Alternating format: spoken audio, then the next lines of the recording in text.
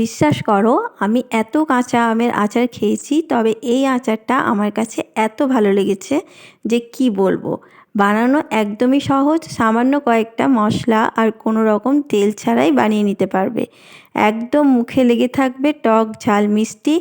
এইভাবে যদি বাড়িতে একবার আচার বানানো হয়, দেখবে বাড়ির সবাই নিমেষে শেষ করে ফেলবে।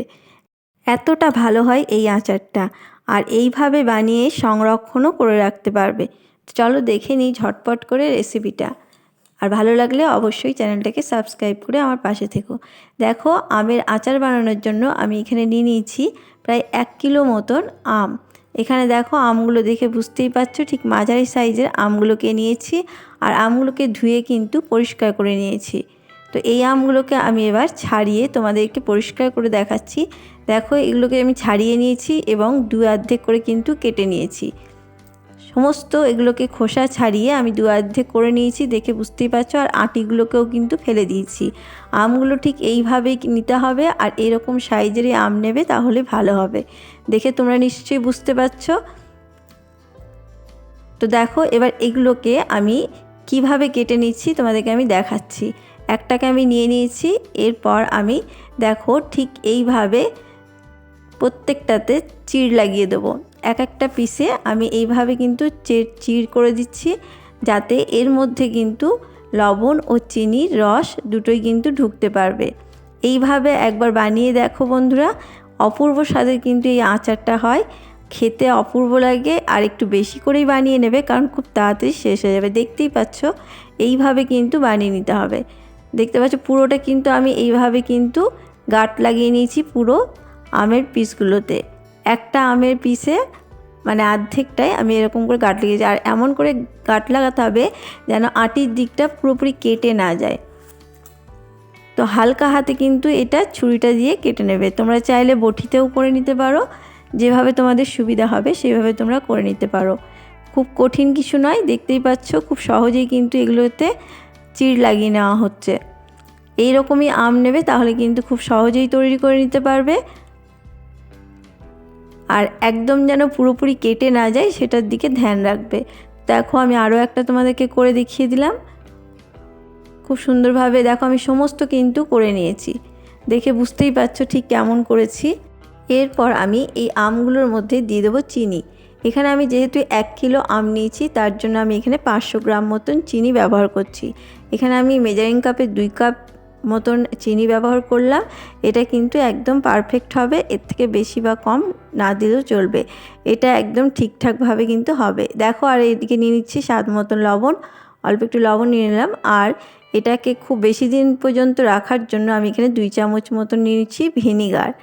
তোমরা যদি খুব তাড়াতাড়ি এটাকে শেষ করে ফেলো, তাহলে ভিনিগারটা দেওয়ার প্রয়োজন নেই। এটা অনেক দিন সংরক্ষণ করে রাখার জন্য তোমরা কিন্তু ভিনিগারটা দিয়ে দিতে পারো।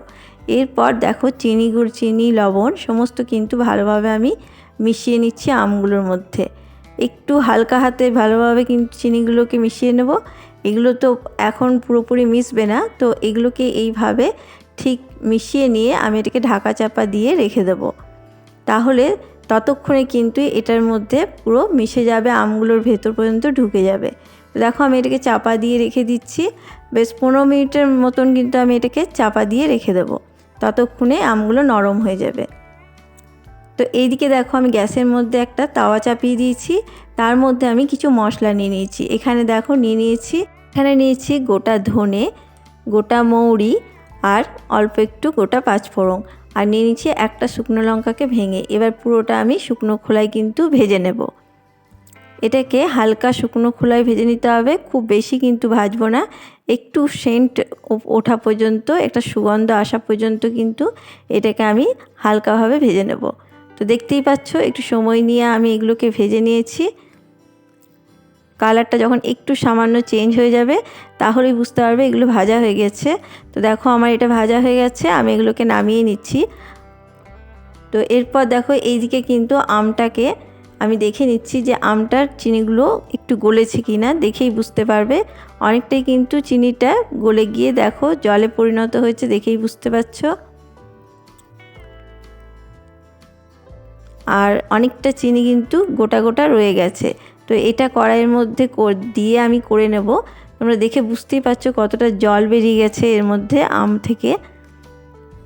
চিনিটা গলে অনেকটাই কিন্তু জল বেরিয়ে গেছে। তো এই বাকিটা কিন্তু আমি কড়াইয়ের মধ্যে করে নেব। তো চলো এটাকে আমি করে নিই। তো দেখো গ্যাসের মধ্যে আমি এখানে কড়াই চাপিয়ে দিয়েছি, কড়াইটা গরম হয়ে গেছে। এরপর আমি আমগুলো সমস্ত ঢেলে দিলাম। এরপর এগুলোকে নাড়াচাড়া করে একটু চিনিটাকে কিন্তু গলিয়ে নেব। গ্যাসের আঁচকে মিডিয়ামে করে দিয়ে আমি এগুলোকে পুরো আমগুলোর সাথে চিনিগুলো ভালোভাবে মিশিয়ে নিচ্ছি। দিয়ে এটাকে ঢাকা চাপা দিয়ে আমি 10 মিনিটের জন্য হতে দেব। দেখো 10 মিনিট পর আমি ফিরে এলাম। দেখে বুঝতেই পারছো আমগুলো কিন্তু হালকা নরম হয়ে গেছে। খুব বেশি কিন্তু গলিয়ে ফেললে চলবে না, ঠিক এরকম নরম অবস্থাতেই কিন্তু এগুলোকে করে নিতে হবে। আর খুব হালকা হাতে এগুলোকে নাড়াচাড়া করবে, কারণ এগুলো এমনিতে চিট দেওয়া আছে, তার জন্য খুব তাড়াতাড়ি এগুলো নরম হয়ে যাবে। আর এর মধ্যে আমি দিয়ে দিচ্ছি অল্প একটু হলুদ আর অল্প একটু লাল লঙ্কার গুঁড়ো। তাতে কি হবে, কালারটাও খুব ভালো আসবে, টেস্টটাও ভালো লাগবে। তো আমি এবার লঙ্কা গুঁড়ো আর হলুদটাকে ভালোভাবে মিশিয়ে নিচ্ছি। দেখো মিশিয়ে নিয়ে এবার কিছুক্ষণ কিন্তু আমি এটাকে ফুটিয়ে নেব, যাতে রসটা একটু টেনে যায়। রসটাকে একটু শুকিয়ে নেব সামান্য, খুব বেশি কিন্তু ফোটাবো না, জাস্ট 5 মিনিট আমি ফুটিয়ে নিচ্ছি। আর এর মধ্যে দেখো দিয়ে দিচ্ছি যে আমি ভাজা মশলাটাকে আমি গুঁড়ো করে রেখেছিলাম। এটা কিন্তু আমি পুরোপুরি গুঁড়ো করে নিইনি, দেখতেই পাচ্ছ আধ ভাঙা অবস্থায় এটাকে গুঁড়ো করে নিয়েছি, কিন্তু সমস্ত মশলাটা আমি দেব না। এখানে আমি 1 চামচ আর অল্প একটু মশলা গুঁড়োটা দিয়ে দিচ্ছি। এই পর্যায়ে কিন্তু গুঁড়ো মশলাটাকে দিয়ে দিতে হবে, দিয়ে একটু নাড়াচাড়া করে নেব। খুব বেশি কিন্তু নাড়াচাড়া করার প্রয়োজন নেই, তাহলে আমগুলো ভেঙে যেতে পারে। একটু জাস্ট মিশিয়ে নেব মশলাগুলোকে। তারপরে গ্যাসের আঁচকে বন্ধ করে দিয়ে আমি কিছুক্ষণের জন্য ঠান্ডা হতে দেবো, তারপরে তোমাদেরকে দেখাচ্ছি। দেখো এটা কিন্তু রেডি হয়ে গেছে। এটাকে তোমাদেরকে আমি এটা পুরোপুরি 10 মিনিট পর দেখাচ্ছি। ঠান্ডা হয়ে গেছে, আর তখন দেখো কালারটা কত সুন্দর এসছে। এটাকে ঠান্ডা করে নিয়ে করলে কিন্তু চিনির রসটা অনেকটাই টেনে যাবে এবং দেখতেও ভালো লাগবে। দেখতেই পাচ্ছ কতটা সুন্দর হয়েছে, কতটা লোভনীয় হয়েছে। এইভাবে একবার আচার বানিয়ে দেখো বন্ধুরা, একদম খুবই সুন্দর খেতে হয়, টক ঝাল মিষ্টি। আর দেখো কতটা নরম আর কতটা জুসি হয়েছে, দেখেই বুঝতে পারছো। পুরোপুরি কিন্তু ভালোভাবে এগুলোকে সেদ্ধ হয়ে গেছে, পুরো আমগুলো কতটা জুসি হয়েছে দেখেই বুঝতে পারছো। হাত দিলেই কিন্তু একদম নরম। তো এইভাবে একবার আমের আচার বানিয়ে দেখো, সবথেকে সেরা মনে হবে।